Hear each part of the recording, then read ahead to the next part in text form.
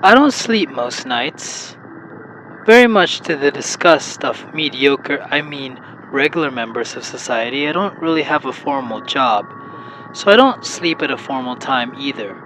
So it was a bit past 12 a.m. where a cat was being chased by another cat into my house and then out of my house. I take care of a lot of cats around here. Right now we have 17. I do not know how we'll feed them. People keep dumping strays right in front of our house. So I went to follow the victim of the chase right outside the house in the middle of the night. Thick ants were everywhere, and I was unfortunately in sandals. So upon discovering I had my foot right on their trails, I leaped like a Looney Tunes character all the way out of my yard and into the parking lot in front of. Then I noticed the haunting silence of the night, and I looked up at the sky. It was particularly starry, and at once I had felt as though I was standing right beneath Orion's middle child. It's very easy to feel this way, as there are plenty of conspiracy theories and such relating to Orion's belt. But one thing that is definitely true for me is that at this moment I felt human, for at least a little while.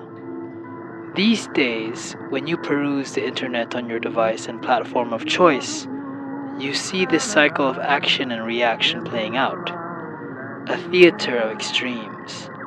It makes me very paranoid and sad. However, here, under Orion's twinkling gaze, I felt like I found an answer in something.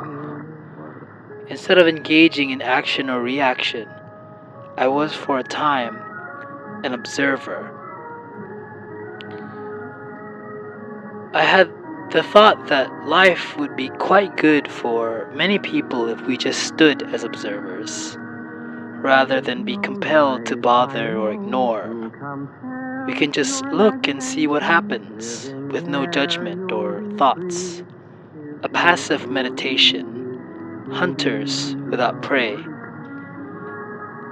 The way things are today, I always think that we have much less curiosity and more suspicion. And what used to be the way we access information is now just something that is focused on reinforcing the things we already feel and know, whether it's true or not. A lot of us still don't know what the algorithms are. I mean, you and I sorta do, but everyone else, they don't even a little. They don't even think too hard about AI controlling their information, being the first thing on their results page, making essays for them, thinking for them. Don't misunderstand me, I'm not an AI fearmonger.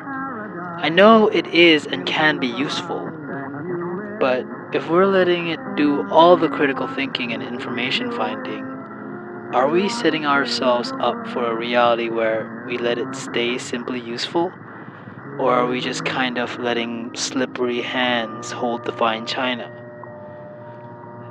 That was a bit of an exhausting tangent to say there's a lot in our technology that just isn't great for us, teaching us to act unlike ourselves, to judge and justify, to argue and demonize. And I think it's important to be reminded to just go outside and look at the sky when you can. You might just see the stars.